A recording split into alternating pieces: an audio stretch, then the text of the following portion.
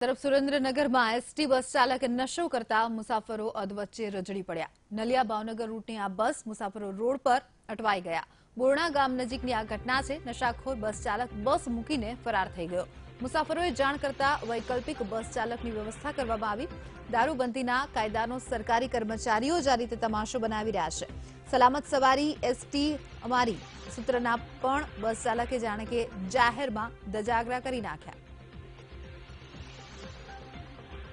हाल बस चालक फरार है। मुसाफरो रजड़ी पड़ा था। जो कि तात्कालिक वैकल्पिक व्यवस्था करवामां आवी। વધુ માહિતી સાથે વીરેન ડાંગરેચા અમારા સંવાદદાતા જોડાઈ ગયા છે। વીરેન, કોણ હતો આ બસ ચાલક, તેના વિશે કોઈ માહિતી શું છે આ સમાચાર?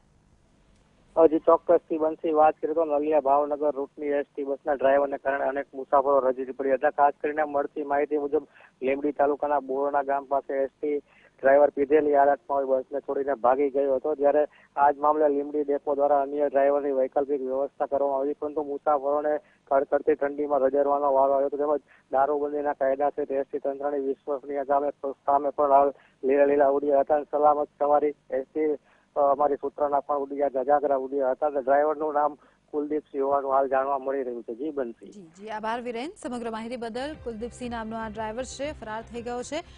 જે રીતે મુસાફરો રસ્તામાં રજડી પડ્યા અને દારૂબંધીના કાયદાના પણ લીરે લીરા ઉડતા જોવા મળ્યા।